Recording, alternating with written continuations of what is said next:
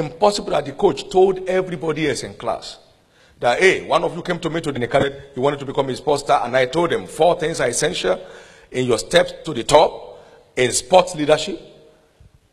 And then everybody wrote it down, but only one person did something with it. My understanding is that somebody here will do something with what you are hearing now. This is so important. We were in some leadership little forum recently. And I said, some of you will think, look, he's just lucky. You know, this man is just lucky. And I said to them, I said, if you will be as lucky as I am, you will be as lucky as I am. So the luck is good. But for 10 years, I've been out of Canaan land 3 Sundays. For how many years? That's how lucky I've been. I'll tell you how many times I've gone on leave. Now, for 20 years in Lagos, I've been out of church on Sunday morning 10 times. Wherever I am in the world, I fly in, even if it's 4 a.m. in the morning on Sunday morning. Just to show how lucky I can be. Now, for 28 years, I have kept a work schedule that is not less than 16 hours a day. I'm really very lucky.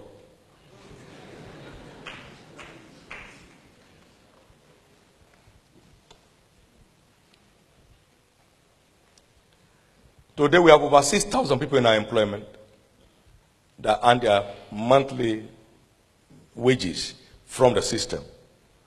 I'm really very lucky.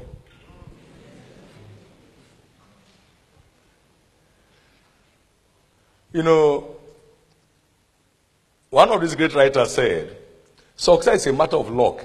Ask any failure. That's his conclusion, is luck. But ask any first-class student in school, and he will let you know his first-class investment in his studies that resulted into his first-class rating in class.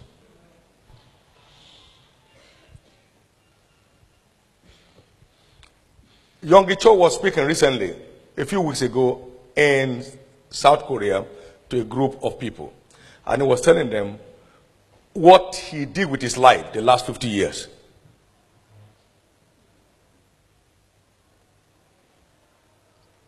You never have a great story without a great prize at the root of it. Everybody likes good cars, but it takes good money to have one. And in every country, including America, there are different grades of cars. You can buy a car for $500.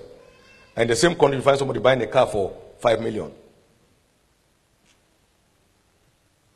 But they don't carry the same value.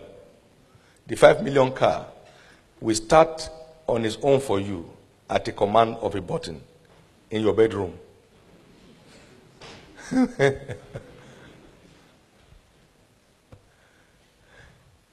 If wishes were horses, they say, beggars will ride.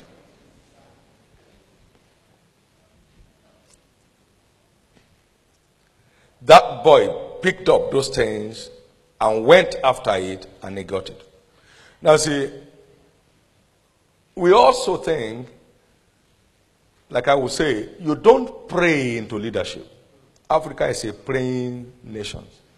I mean, I agree with that. Our cultural background makes us a praying people. The worshippers of idols pray.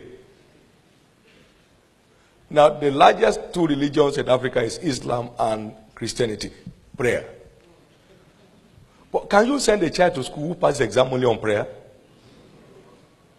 So when the child fails, what do? Sit up and study. Do you say stand up and pray?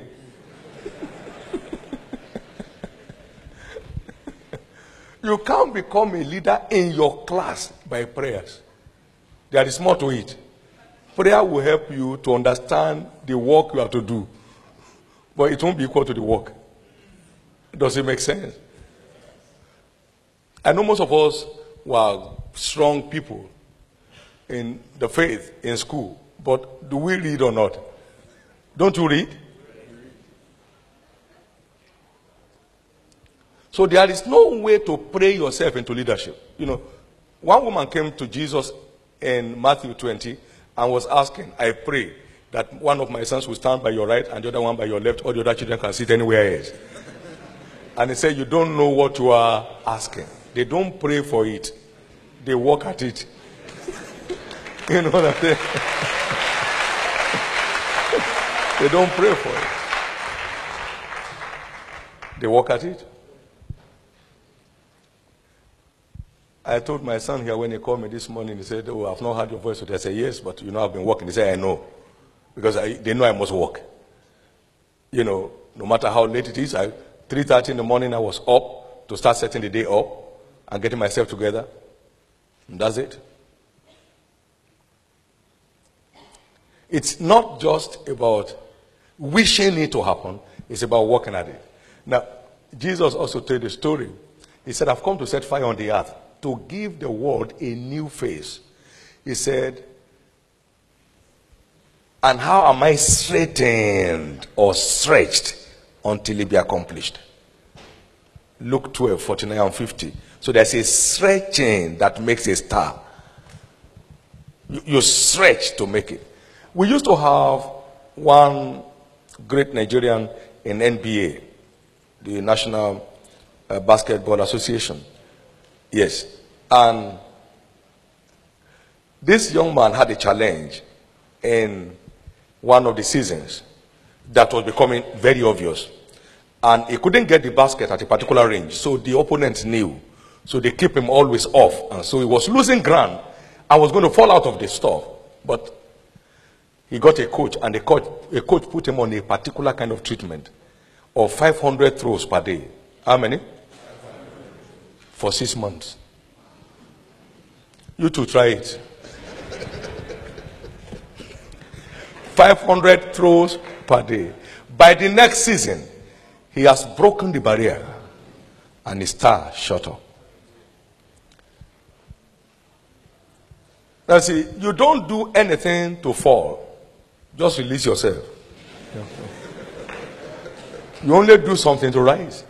Now see, we have a place in London. You can't access that floor without a key, but you can come down without it. So I told them, you don't do anything to come down. Just down, and you are down. Do you need to do anything to fail in school? Just do nothing. Go to class, watch them. Don't check the timetable. They say it's time for exam, just go. And then you get there and say, which subject are we writing today? You don't need to do anything to fail. You see, most times religious people don't do anything. They only wish they succeed. They just wish that they succeed. They say Billy Graham, very lucky. Kenneth Hagin, super lucky. All those fellows are so lucky. You know, because they live in America. It's not like us who live in Africa. Africa, what can we do here? That's why you see Africans who go through the desert and they die in their numbers to cross to Europe. They die on the high sea from Dakar. In their numbers. Because they don't want to take responsibility to redefine their own place. I think we are here this morning to give a new definition to Africa. How many believe that a new Africa shall emerge? Where we shall have army of leaders in every area of human endeavor and in every nation.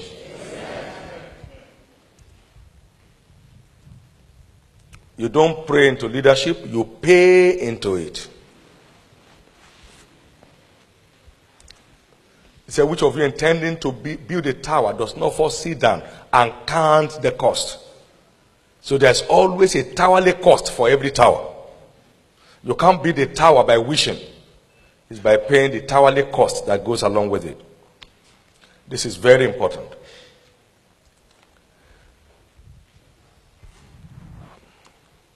Now we also want to recognize that life is a race.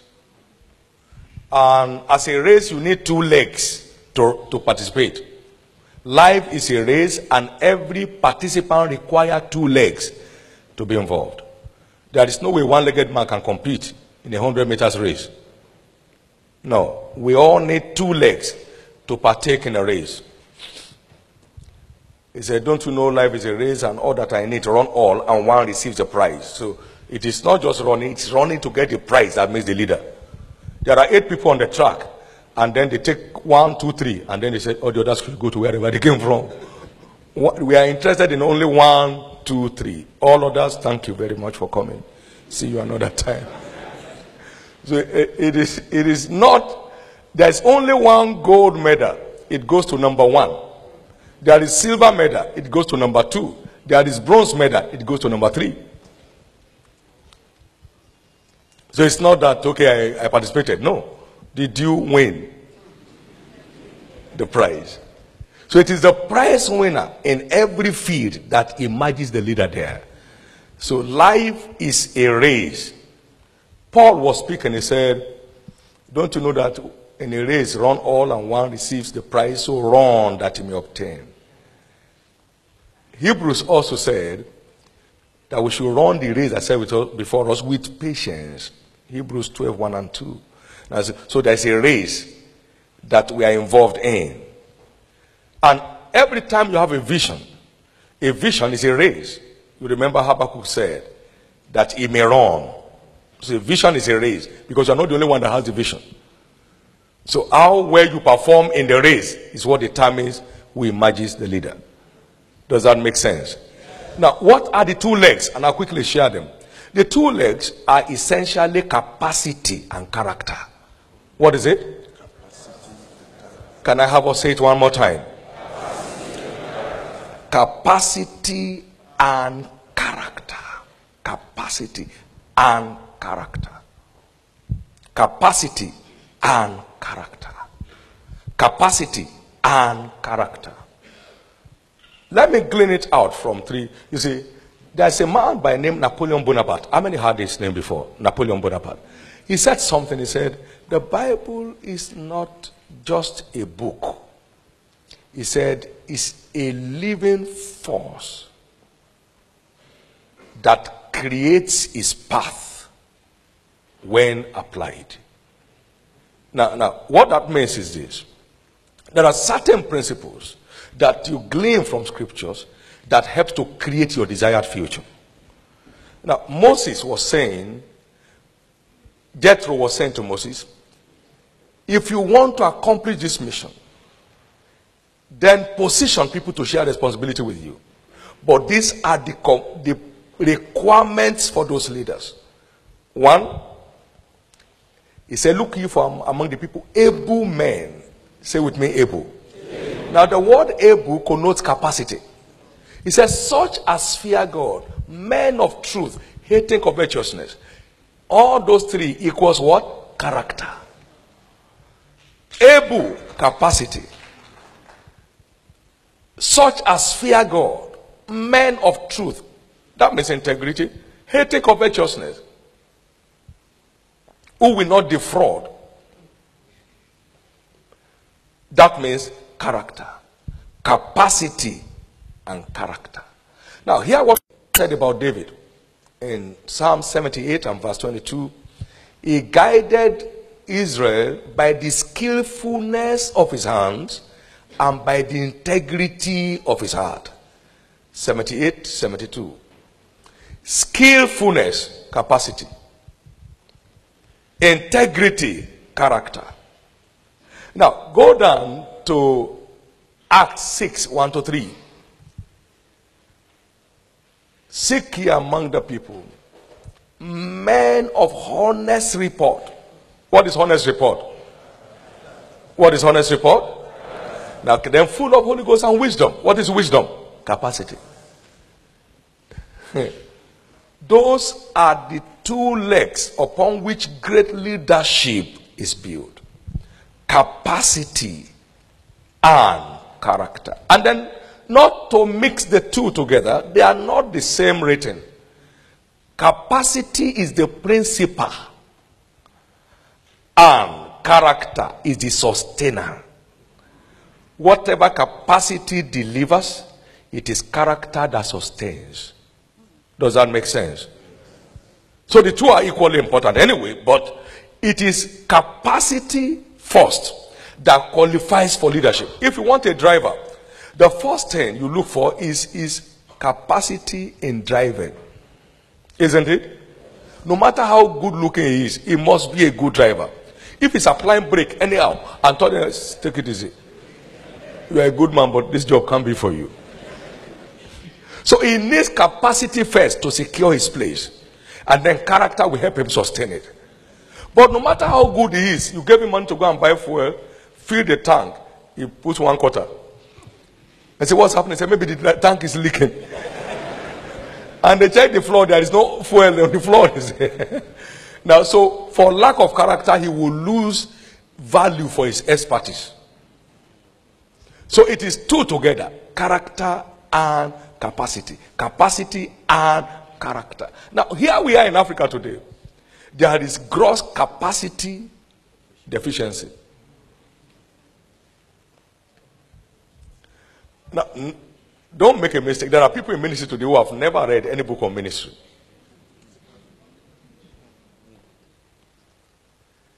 Now, we are leading human organizations and we have not read anything on administration. How are we going to succeed?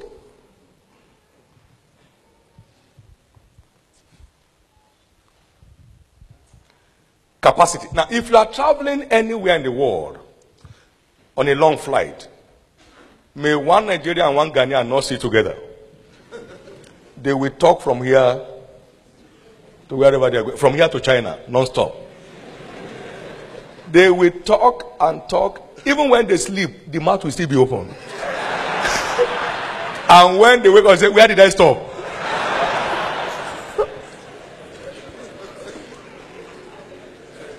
But you see, some other fellows from other developed countries, he sit down on his laptop, or reading, or drawing some plans, or working at some things, or sleeping. I have been in it many times, so I know what it is. Two Africans, dangerous. To sit with on a long flight. They will talk about everything, about everyone. What of your children? Where are they? What did he study? Where did he study it? So what does he want to do next? Okay, my own children. Okay, one of them has just left school. The other one is going out. Now, there is no record of all those narratives. So as soon as they come down from the plane, nobody remembers anything. They have gone, and they may never meet again. But they have wasted all the time. He's going for business, there's no attention on the business. He's going for a conference, maybe to even speak there, but there's no attention. But he's very busy just talking. There is gross capacity deficiency. I mean, I must tell you this. I've seen quite a few people, I've met quite a few people, and I feel for Africa. How do you feel when you hear a man like Barack Obama speak? Don't you feel good? Are you saying there are no such fellows in Africa? That could be greater because he's an African himself.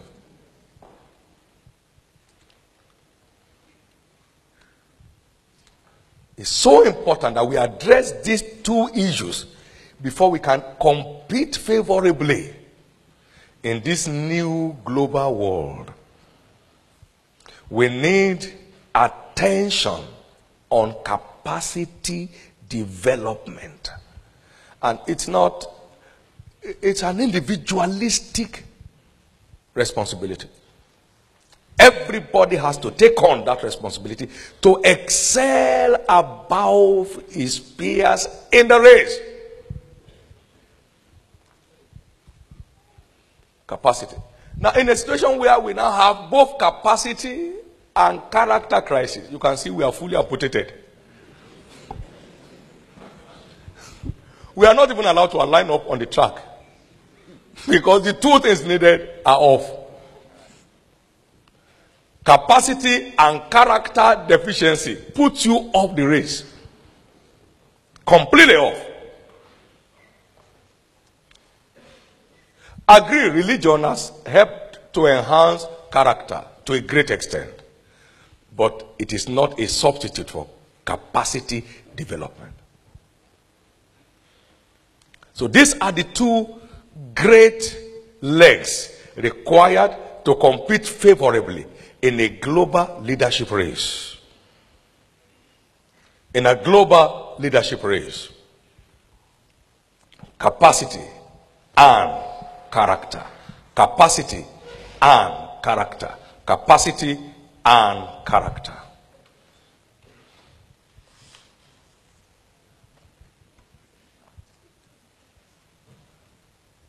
I've put up a module here that I called Leadership Covenant. And we're going to examine 5 of them this morning. Leadership Covenant. You know, a covenant is a deal built on well-defined terms and sworn to by an oath. That is, this is what you are to expect if you do the following. What then must I do to emerge a leader? Just like Paul was asking, the jailer was asking Paul, what must I do to be saved?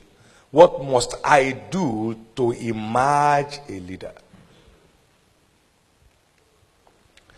Everybody has a leadership potential in him. That's why we are all in a race. Everybody. But what must I do for the leadership potentials in me to have expressions? What must I do for the leadership potentials in me to have expression? I have found 5 major steps that guarantees your access to the topmost top. We have some steps up this platform. I'd like you to know, no matter how hard you pray, if I don't mind these steps, I'll never access that platform.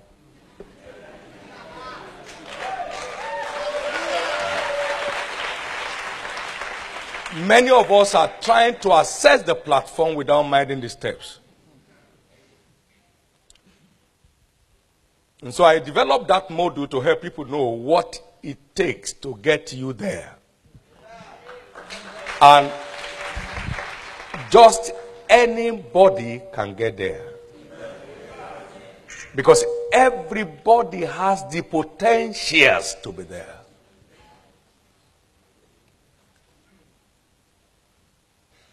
And just anybody can get there.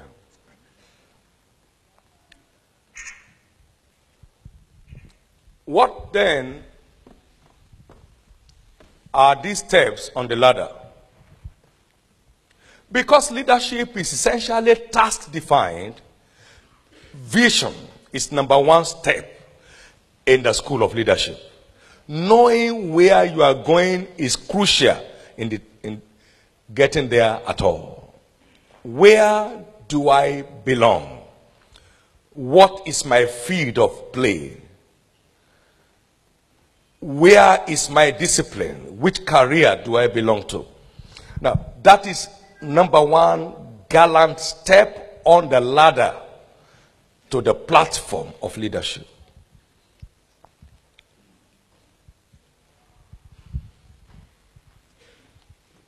I took this module essentially from Ecclesiastes 10, from one of the greatest leaders in Bible history, Solomon. And verse 5 to 18. He said, I have seen an evil under the sun as an arrow that proceeds from the king. I have seen fully set in high places, and the rich men in low places. I have seen servants on horses, and princes walking on foot as servants. And he went on this, he began to analyze what has happened that has reversed the situation. He that cleaveth wood, he shall diggeth a pit, shall fall into it. He that cleaveth wood shall be endangered thereby. He that breaketh an edge, a serpent shall bite him. That means a covenant was broken. that has put the servants on horses and princes on foot as servants. Even though we have potentials, potentials also differ from one level to another. You remember the parable of the talent? He gave some 5, he gave some 3, some 2, and gives another one 1. And he gave to them according to their several abilities. So he has seen somebody with 1 capacity or 1 degree potential riding on horses, and somebody with 5 going on foot, because the covenant of assessing the top has been broken. Then he began to analyze what particular covenants were broken. Then in verse 10 he said, if the iron is blunt and you don't sharpen the edge, then you will need to put in more strength. But wisdom is profitable to direct. So the first broken covenant is direction. Lack or loss of direction. Not knowing where you are going. Lack of vision and purpose for life. So until purpose is defined, leadership cannot have expression. Everybody belongs to some specific places. Some will be in politics, that's where they belong. Others will be in industry, that's where it belongs. Some others will be in ministry, that's where they belong. Some others will be in business, that's where they belong. So everybody, some will be in academics, that's where they belong. Everybody belongs somewhere. And until where you belong is discovered, you are not on your way to the top. Most Africans are satisfied with survival. Very few look forward to impact. That's where we're a continent that is made up of largely mediocres. Well, if you have food to eat and you send children to school, what else are you looking for? What is life? Sit down.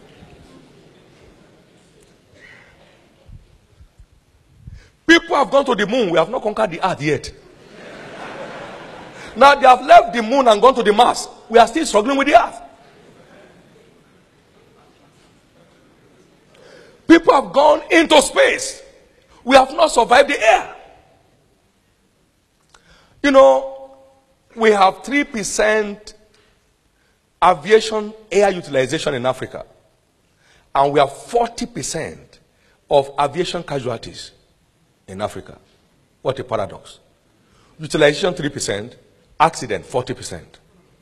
That is the global record. People have gone into space. We are struggling with the earth. Africa cannot feed itself now. Except by importation of food from people who took seedlings from us most of the times. So it's so important for us to know that we need to know where we belong so we can recreate our continent in no time. Everybody here belongs somewhere.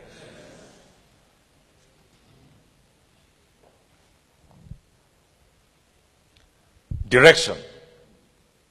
Direction. You must have a direction for your life where you belong. Define your field of play so you don't become jack of all trades and master of none. There are 3 ways to knowing where you belong, and I think I quickly need to do that. 1, you either hear, you receive a vision from God. They call it heavenly vision.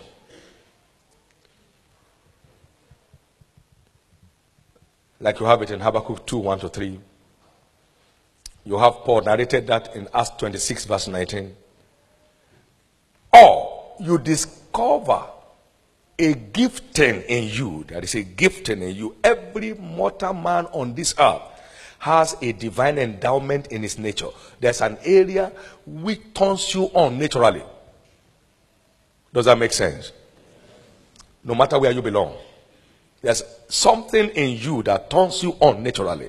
It's a divine deposit at creation. Everybody carries a definite talent.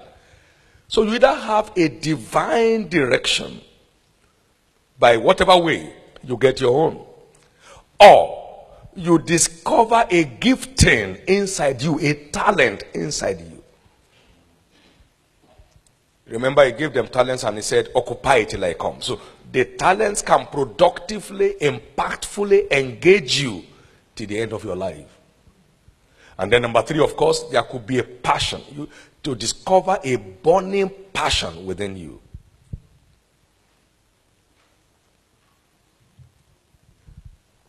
Some of you remember the story of Martin Luther King Jr., right?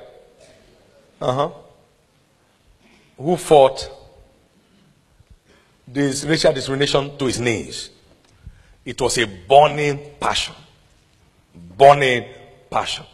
An area where you desperately look forward to a change. Like Mike Murdoch will say, your passion is in most cases a pointer to the problems you are created to solve.